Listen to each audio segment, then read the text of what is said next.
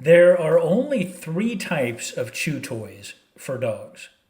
So, three different categories. So, the first one is dried animal parts like cow hooves, um, bull sticks, pig ears, all of this stuff. Those, they're all natural. They last different amounts of time.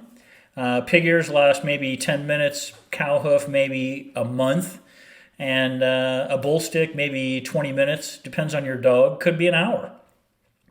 But they serve different purposes. So, in my view, your dog should get a bull stick or a pig ear every day, and he should always have a cow hoof around to chew on.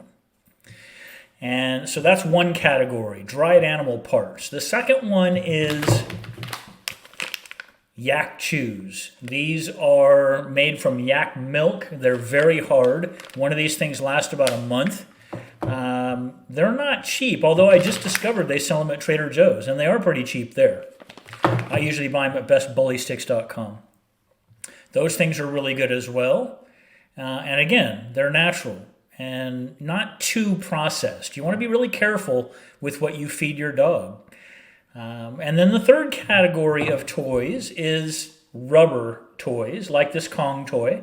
You can put peanut butter inside, and it is much more engaging if you do that. Some people even freeze it with peanut butter in there and take it out before they leave. So those are the three categories of toys: dried animal parts, Himalayan yak chews, and rubber toys. All of those other chew toys that you give your dogs, balls, rope toys, fabric toys, plastic toys, all of that stuff, those are not chew toys.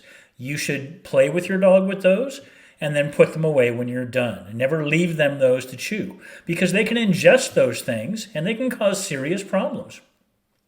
I had a client with a 1-year-old Doberman a few years back that had to euthanize his dog because he ate a rope toy. He actually ate two of them in a 1-month period.